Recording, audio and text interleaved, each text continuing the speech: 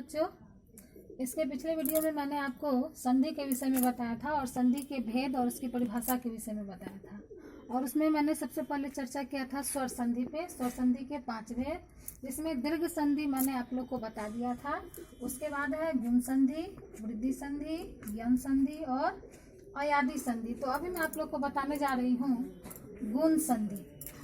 नियमानुसार गुण संधि का जो नियमता है वह नियम इस प्रकार है कि अ और आ जब ह्रस्व ई और दीर्घ ई से मेल करेगा तो ये ए बनेगा। उसके बाद अ और आ ह्रस्व उ और दीर्घ उ से मेल करेगा तो ओ बनेगा। अ और आ री से मेल करेगा तो अर बनेगा। इस प्रकार यह गुण संधि का नियम है। अब एक उदाहरण के द्वारा हम इसको देखेंगे कि कैसे ये हो जाता है। जैसे सबसे पहले ओ और आ ह्रस्व ई और दीर्घ ई से मेल करेगा तो कैसे बनेगा। जैसे यहाँ पर हमने लिख दिया नर जोर इंद्र। अब यहाँ देखिए कि रो में क्या मिला हुआ है ओ, और जोर यहाँ पे ह्रस्व ई है तो यहाँ पे ये क्या हो जाएगा, सूत्र के अनुसार ए बन जाएगा। क्या बन जाएगा, ए। इस प्रकार यहाँ पे क्या हो जाएगा, नरेंद्र।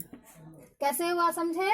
यहाँ पर हमको पहला शब्द का जो अंतिम वर्ण है उसके अंदर जो स्वर छिपा हुआ है उसको ले लिए।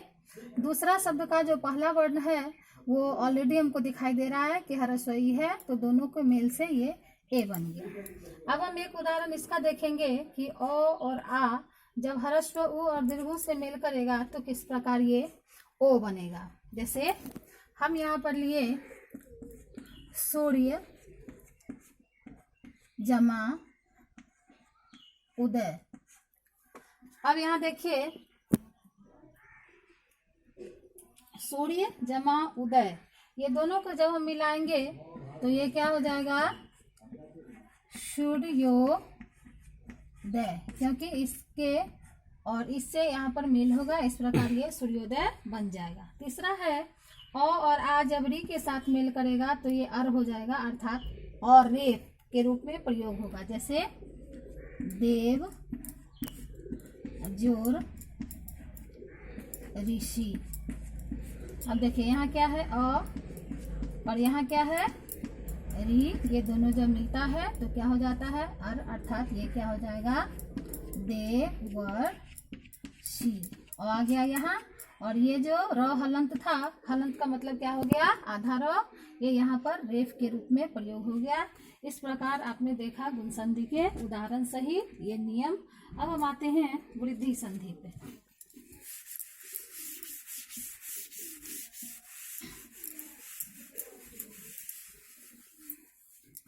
अभी तक आपने देखा गुण संधि में कि अ आ अपना ऑलरेडी रजिस्ट्रेशन करा चुका है।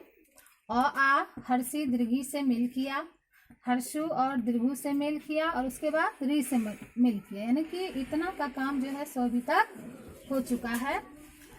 अब क्या करेगा ये वृद्धि संधि में ए और आई से मेल करेगा।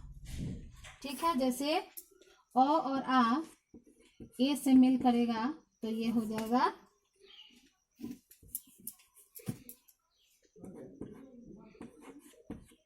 ए। फिर अ और आ ओ से मेल करेगा तो ये हो जाएगा औ। यानी कि अ और आ जब ए से मेल करेगा तो क्या हो जाएगा आई। फिर अ और आ ओ से मेल करेगा तो ये क्या हो जाएगा औ। अब हम आइए इसका उदाहरण एक एक करके देख लेते हैं। पहले हम इसका उदाहरण देखेंगे, फिर हम इसका उदाहरण देखेंगे। जैसे एक जमा एक, एक जमा एक, यानी क के अंदर क्या है अ। यहाँ एक जमा एक, और ये भी क्या है अ, है ना। तो अ के साथ जब अ का मिलन हुआ ये क्या हो गया ए कैक। ए किसमें बदल गया, आई में। इस प्रकार ये क्या हो गया, एक का एक। अब हम देखेंगे इसको, जैसे जल जोर, सॉरी यहाँ पर ये ए है, ओध। अब यहाँ देखिए इसके अंदर क्या है, अ, और यहाँ क्या है, ओ। अब अ और ओ का जब मेल होता है तो क्या हो जाता है, नियम के अनुसार औ। तो इस प्रकार ये क्या हो जाएगा, ज, ये मात्रा यहाँ आ जाएगा, ल, औ कार की मात्रा यहाँ आ जाएगा, और ये क्या हो जाएगा, जलौध। इस प्रकार आप वृद्धि का मतलब ही होता है बढ़ोतरी, यानी कि अ और आ जब ए से मिला तो इसमें बढ़ोतरी हो गई, और ये क्या हो गया, आई हो गया। फिर अ और आ उस ओ से मेल किया तो इसमें भी बढ़ोतरी हो गया, ये भी क्या हो गया, औ। तो इस प्रकार आप जान गए क्या, वृद्धि संधि। उसके बाद हम आते हैं यन संधि पे।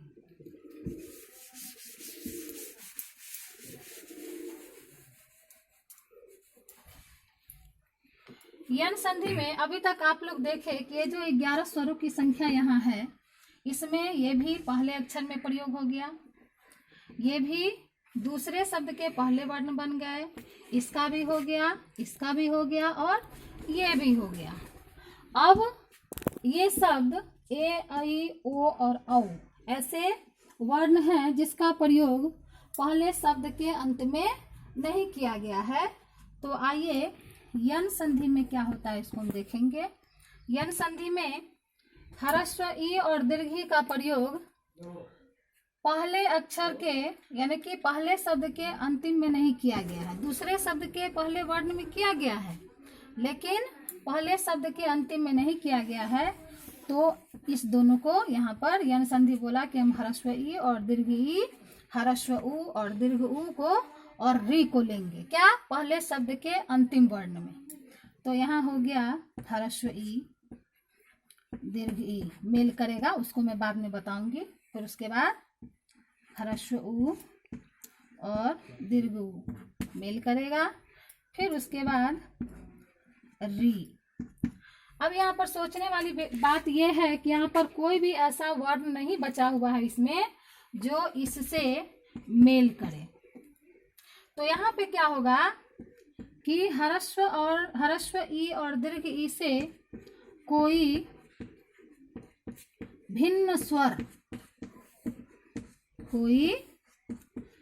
स्वर मेल करेगा, किससे, इससे भी, और इससे भी कोई भिन्न स्वर मेल करेगा, उसके बाद इससे भी कोई भिन्न स्वर मेल करेगा। अब बच्चों आप कहिएगा कि मैम तो बता रही है भिन्न स्वर, लेकिन ये भिन्न स्वर होता क्या है। भिन्न का अर्थ होता है अलग, यानी कि ह्रस्व ई और दीर्घ ई के बाद ह्रस्व ई और दीर्घ ई का प्रयोग न हो, ह्रस्व उ और दीर्घ उ के बाद ह्रस्व उ और दीर्घ उ न आए, और री के बाद री न आए, यानी कि इसके अतिरिक्त जो स्वर है वो आए, उसी को हम क्या कहेंगे, कोई भिन्न स्वर। अब भिन्न स्वर कुछ भी हो सकता है, अ भी हो सकता है, आ भी हो सकता है। ह्रस्व ई और दीर्घ ई नहीं होगा क्योंकि ये अलग स्वर के बारे में कह रहा है। ह्रस्व उ भी हो सकता है, दीर्घ उ भी हो सकता है, कुछ भी हो सकता है। तो मान लीजिए कोई भी अगर भिन्न स्वर आएगा तो ये क्या बन जाएगा, य हलन। ह्रस्व ई और दीर्घ के साथ कोई भी भिन्न स्वर का जब मेल होगा तो ये क्या बन जाएगा, य हलंत, यानी कि आधा य। उसके बाद ह्रस्व उ और दीर्घ उ के साथ जब कोई भी भिन्न स्वर का मेल होगा तो वो क्या बन जाएगा, व हलंत, यानी कि आधा व। री के साथ जब कोई भिन्न स्वर मेल करेगा तो वो क्या हो जाएगा, र हलंत।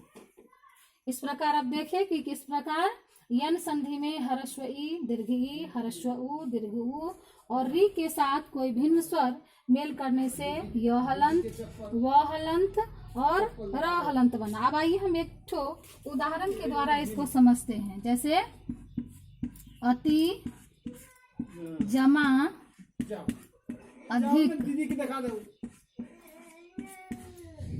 अति, जमा, अधिक, यानी कि यहाँ पर क्या है, ह्रस्व ई हुआ और यहाँ पर भिन्न स्वर आप देख रहे हैं कि अ हुआ।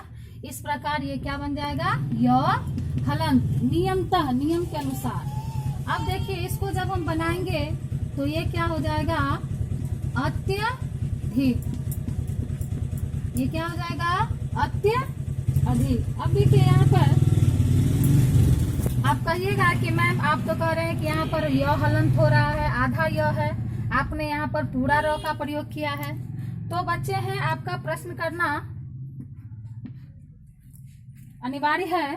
तो यहाँ पर हम देखते हैं कि जब हम इसका उच्चारण करते हैं तो अत्यधिक नहीं बोलते हैं, इसको हम क्या बोलते हैं, अत्यधिक। यानी कि य पे हमारा जोर न पड़ के ध पे ज्यादा पड़ रहा है, इस प्रकार ये क्या हो गया, अत्यधिक। उसके बाद हम देखेंगे दूसरा उदाहरण, वधु जमा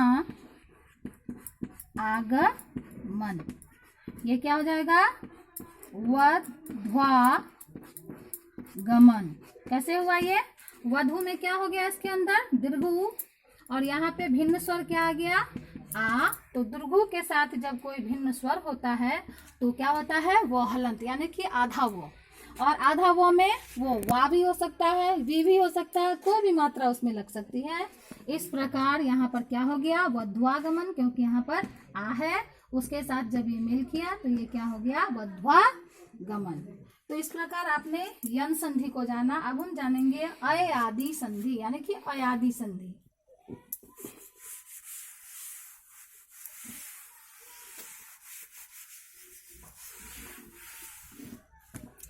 अयादि संधि में आप देखें कि ये भी पहले शब्द का, यानी कि पहले शब्द का अंतिम अक्षर बन गया, ये भी बन गया, ये भी बन गया और ये भी बन गया। बच क्या गया, ए, ऐ, ओ और औ। तो अय आदि में इसी का प्रयोग किया जाता है। जैसे इसको हम, क्योंकि ये सजातीय नहीं है, भिन्न है, अलग अलग है, इसको हम क्या करेंगे, अलग अलग लिखेंगे। जैसे ए,